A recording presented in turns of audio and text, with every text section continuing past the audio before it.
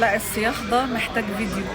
اللي بيحصل على الول والعياط وضربتين جزاء وثلاث ضربات جزاء، يعني ما ينفعش معاه بوستات الأمانة يعني.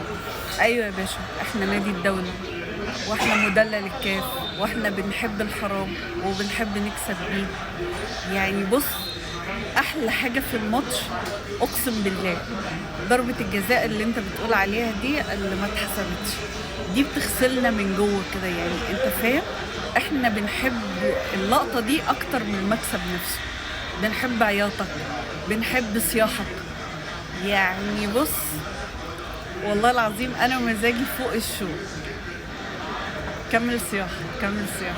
على فكرة أنا بشجع الزمالك عشان عايزين الزمالك يكسب ونقابله، علشان الزمالك عسول كده وبنعرف نكسبه، بس ياك يسترجلوا قدام الأسيوطي. كمل صياح، احنا نادي الدولة.